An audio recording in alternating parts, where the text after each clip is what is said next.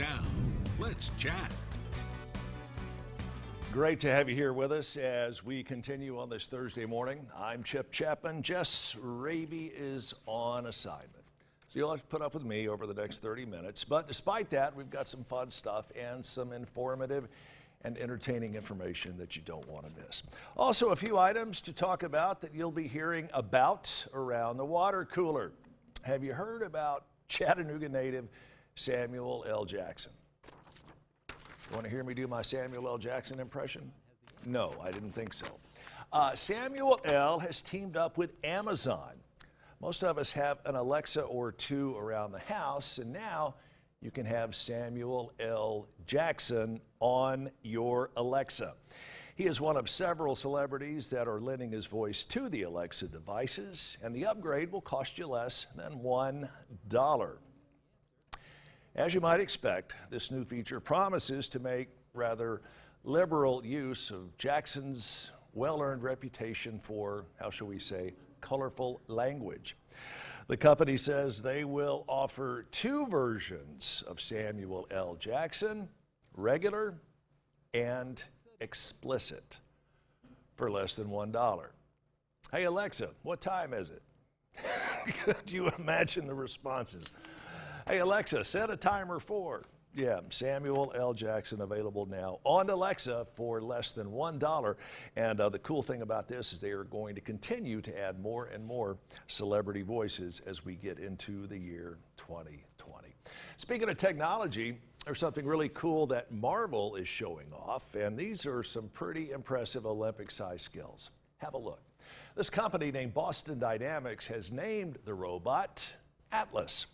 The robotics design company posted this video of the AI doing its own gymnastic routine.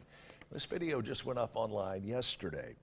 In it, you'll see the robot do a handstand, a roll around, and even do a jumping twist. Now keep in mind, this is a robot. All right?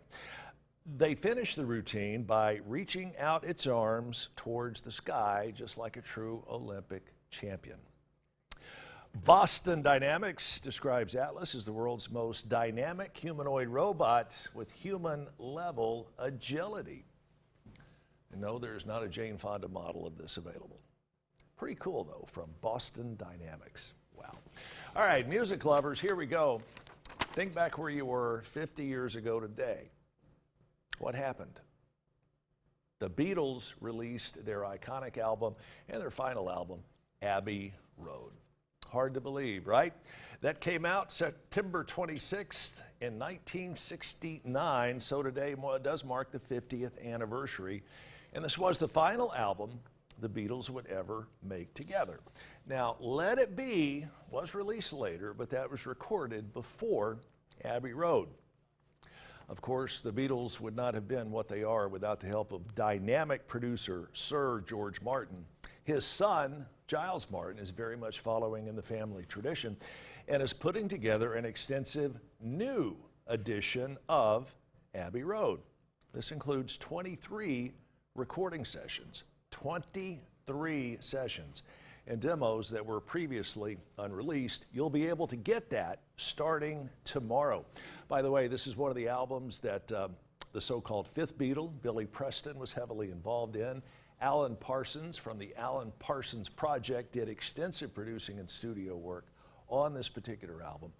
And it's also the one that gave us Come Together, Something, There's Something in the Way She Moves, Maxwell's Silver Hammer, Here Comes the Sun, and that famous medley at the end of the song.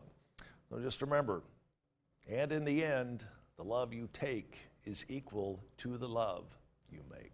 Pretty impressive. 50 years ago today. By the way, a couple of factoids here for you. That album, the White Album, sold 4 million copies during its first 2 months of release. 4 million confirmed sold. This is the second best-selling album of the Beatles ever, and the first one, of course, being Sgt. Pepper. Hard to believe. Wow. 4 million copies in its first 2 months rather. What musician wouldn't love to have that?